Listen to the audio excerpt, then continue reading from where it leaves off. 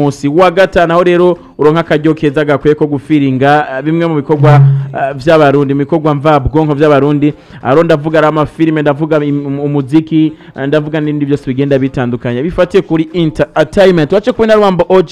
ako kandi ndacha kubona Dideri sanko nayabwiye kuva mu gito kuva igihe cy'isaha indwi nimo ko twakirira umuririmbyi ubona se undi ni Epiday winner twagarutse kandi n'undi muririmbyi wacu musasha wamaze kumino ndirimbo uca wumva ka meme ati seki nuko rero kandi rero umusoza Black FM imeze bien sanko ko mwamaze kuvyumva Bonkundire yakira umusore wanje ameze bien sana umusore atagasa sa neza agakwafe vemona kagakwafe kabatipe kabisubona yuko ari abatipe bari au top umeze bien ça meze neza nawe meze très bien asante sana naye karibu umusoza Black FM manisha karibia kabisa naona imeze neza cyane ndaryohewe cyane yes abantu batakumenya canke abantu batumvise neza ijwi neza wariwe ndabibuse ko turi kumwe na Mr Ikoroshi Mushonyi Ikoroshi umukordonier kubera ikikoroshi kubera ko umukordoni kubera ikirato iyi ndirimbo ifite story behind mbona ndende cyane gose mbona umenga tuza kubivamo kweri turabivamo ntugira ubwoba kubera ikikoroshi ikoroshi niyo yamaye ino ndirimbo donc ni histoire nyene y'urukundo mugabo umuntu agerageza kurabya yicisha juste kugira ngo abayitahure abashaka donc aho ushatse kwadressa message isikeho byoroshe uravye description ndazo tubibona neza cyane nivyo nashaka kuza ko abatari ko baratwumva abatari ko barabibona canke abatarosakaje ko kuja kuraba kuri YouTube channel yawe canke n'abafise umwanya wo kujayo bagende ku description yawe wanditse uvuga ngo ikoroshi shoe repair needle is my love story follow it please till the end ibi ndaza kwisoma mu Congereza ariko we nabaza kuduha story behind mu Kirundi wabanje uvuga ngo before I had a girlfriend but I didn't know how to repair shoes she gave it to me many times but unfortunately I was unable to fix it. Then after breaking up with my ex, she met me in my workshop of shoe repairing while repairing some customers' shoes and they got angry because back in days I used to tell her that I hadn't any idea about repairing shoes. Don't be like me please, this story is somehow sad. Yes, good. Ndagusaba iki kintu rero dushire muri mood ino story yose idushire muri mood neza urafise umwanya ushika iminota 5 twebwe imiko twazibiye n'amati twaziburuye ibintu twazibiye ufate ku ino description twinjize muri mood neza ino description no kuvuga description ivuga ko ari inkuru y'urukundo first of all inkuru y'urukundo aho ndababwira ko nari mfise umukunzi before ariko mu nyuma turavana tuvanye ariko tukiri kumwe inkuru y'umwana isubiye inyuma gato tukiri kumwe yarashobora kugira ikibazo kanaka mugabo jewe sindakimufashe kubera ko namubwira ko nabishoboye kwa kundi ashobora kuba afise nk'ikirata je kukuraba kikamucikana mu nyuma ukamubwira uti jewe ntabyo nzi gushona ariko rero après mwaramaze kuvana yacitse umu ex akaza asanga usigaye donc kubizi gushona uri kurashona ndetse uri kushonera n'abandi bantu bigaca bimubabaza akavuga ati wow wewe turi kumwe ntabyo wankoreye ariko right now uri kubikorera abandi ni wansonera ubwo uri kurashonera abandi niyo story gushona kari kwihuta akuriro niko kabi urumva ni juste gushona nagira turasonesha Derisi naba nabishoneye umaze gushona no kibari gisasa manza mukijana bagishona no we umaze gushonera bangara bon jewe urumva uye ndiko mvuga nk'umunyamwuga umva mate sinoba umusoni sinoba ndabashobora ariko ahugeze urashona ubu urasonera ubu ndashona yego kabisa kuko niko kazi gatanga ubufu muri kino gihe usonera yega bon je ndashonera muhira ndafise atelier de cordonnerie muhira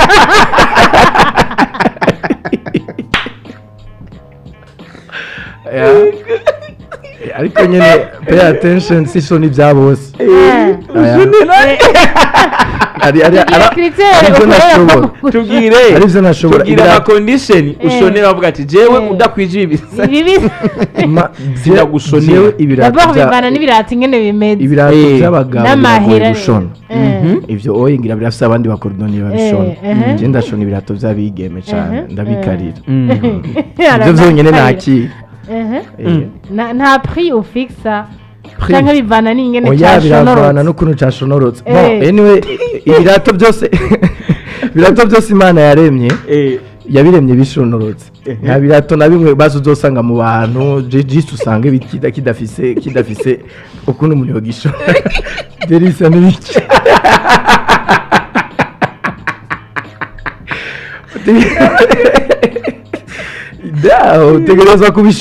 utegereza kubishona juste kugira ngo bigende neza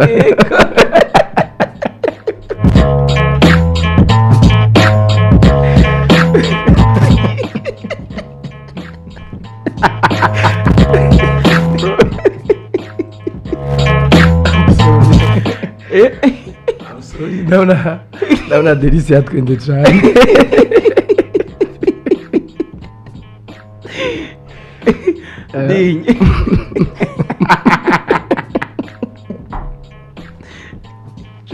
ikintu sindenza duheze interview reka duha abanywanyi mumvirize ikorosho hanyuma dutahe je ndamusaba ikintu kimwe ndafise lyrics za ikoroshi ngaha ndaguhaye umwanya ndirimbira verse ya mbere na chorus ikoroshi hatarimwo beat yego uzomufashije delisi ariko aratwenga aza kumwengesha cyane aza kungora amweke waririmbye ibindi oya cyangwa amweke usona ibindi birato twe tutazi bijyanye ne twambara kwa kweli yego haki ya Mungu twigiye rero nikoroshi twagiye akapera nabwo nagize attention uyu mwana nikomesha nawamukemayo nagerageje kuguha icyo ushaka bu ariko ivyo mbonesha amaso sivyo washakaga kumitoma nkakoroka ngo ndi bad boy ukambesha ngo I like it tugeze mu cumbuka mbona mwozero ukaguma widodomba papa niwe yamambwira umwana w'umurundikazi harangwa na negativities nazigera kubwira ico ashaka inyishu yiwe yamara sinshaka nazo bayageze mu rugo ikosa rimwe nakoze nuko nazubaye ndeka kugushona nawe wishakira ikoroshi amajambo wambwira bubu yasosera nk'ubuki nigira umukirisitu nkazoba nabikora delisi ariko arangora cyane delisi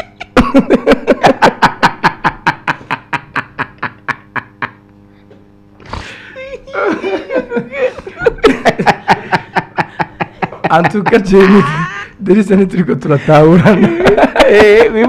wibaza ko byacanganiye he je sinzana byacanga antuka ratubwira maybe ahantu bisangiye baje kutubwira ko Imana yaremye ibirato none none urango washonye oya haye bon ntabwo wasonye umuntu vraiment oya iyo ni philosophe ni juste kwa kundi juste kwa kundi usanga mu kirundi uza gusanga iyo tugiye mu mwuga uza gusanga igikoresho uza gusanga igikoresho cy'umukozi agipersonaliza sivyo agiha agaciro ugasanga nk'umwungere aririmbira inka nk'umuntu jewe ndiko ndavuga ikirato narazubaye ndeka kugushona wa ikirato nari mfise ngaho oye sinagishonye kubera ko amajambo yambwira yansamaje wa muntu yari twari kumwe akenshi uri umukordonier usanga ugumutera inkuru ugasanga abakiriya mwateye inkuru ugasanga wazubaye ukibagira gukora akazi ni story iyi ndirimbo ni true story ya ni story true story ni ibintu byambaye ya none kwiki wasamara cyane biragoye ahantu wasamare wahabonye mugabo narahabonye ugiye kubona muri verse ya kabiri cyangwa ni ntabwo nzigera mba stupid again nongere kwigira romantic no gutwika n'imanukira no kugusona uzanye ikirato ndagishona aho ushaka hose nkashona ikoroshi yanje nibitumwako nivyananiranyira bishona ushasikiye nivyo nyene urumva ko ubu uye mweze kwigira romantic dutera inkuru n'abakiriya no ubu uye uzanye ikirato vraiment ubu nta uzavu usanga wabaye britari oya nega sawa udashaka kuba romantike nushaka gusanga umunsi umwe uzosanga wisanze wabaye britari ku buryo n'abantu bose basigaye bagutse bavuga ati nigishatare n'ikidayimoni nigishobotse ya kuba romantic utabembeleza abana kuba romantic ukarenza navyo si byiza ikiba gikenewe ico baba bashaka nuko ikirato cabo gikora neza mu kazi tu kakibahereza bakagenda nta bindi ayo si indirimbo ikoroshi imaze kuri YouTube iminsi 11 imaze kwizumba 2021 byamaze kuyiraba ni kuri YouTube kandi imaze kurabwa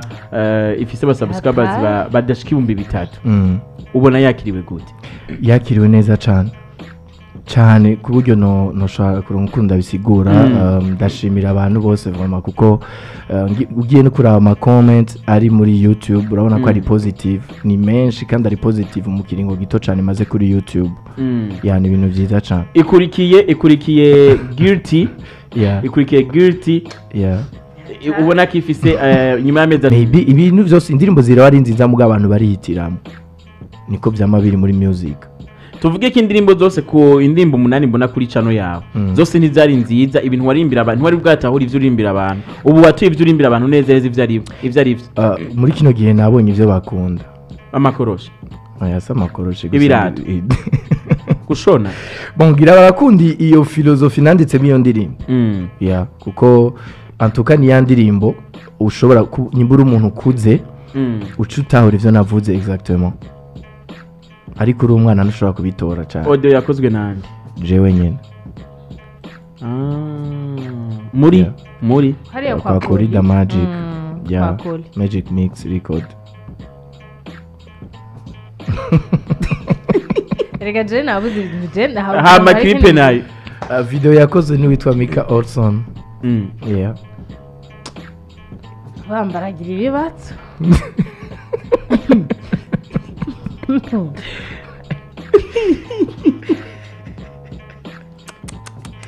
kumengira ate ikibazo no ndirimbo bimeze gute Delise ashaka kwafse byinshi avuga today je shaka kumenya ndashaka no kubibura imbere y'ugusoya ino ndirimbo abarimvye tumenyereye bagisha inama bagenzi babo banza umvize ucumbwira nawe urafise uwo wabwiye ati umvize ucumbwira sishaka kumenya uwo ari we mubwo shaka kumenya ukuntu yakwishura jewe yanyishuye ati ahubwo watevye gusora iyo ndirimbo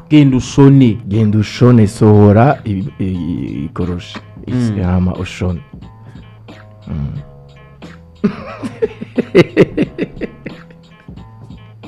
okay first ikibazo je mfise n'ikirenga kimwe ndashaka unsangize experience uri muri studio canke uri mu nzi wawe canke uri ndazi aho wandikira I don't know wari ufise mood imeze gute genre wari yumva gute mu mutwe mu mutima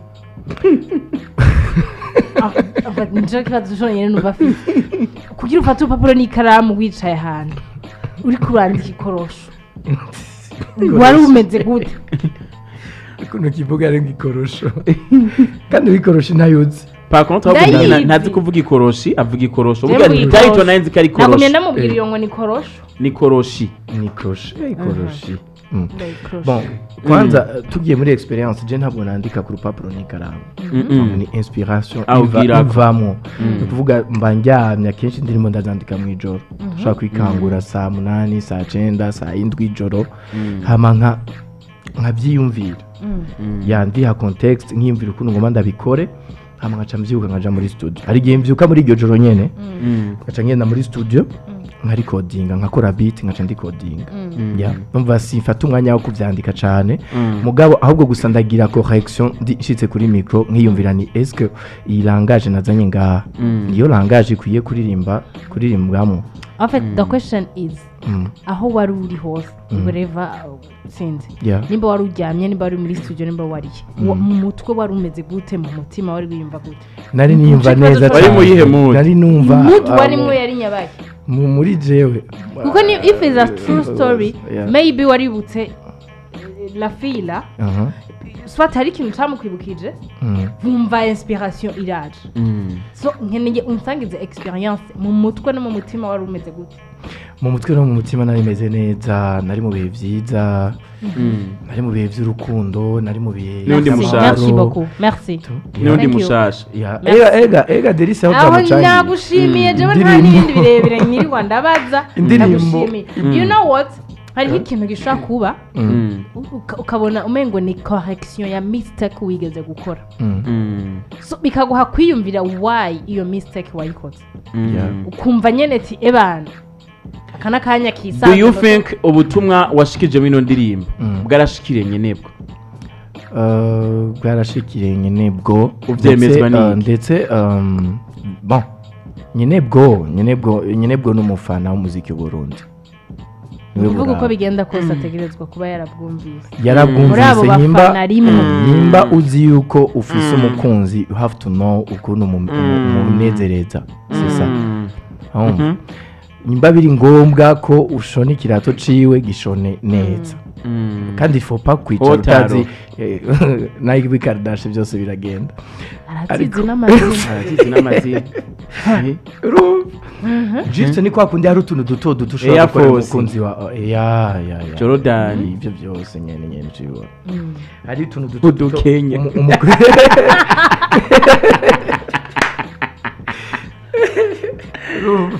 utuntu duto uza gukorera umukunzi wawe utarinda ko arinda kuza kurondera andi wabimukorera.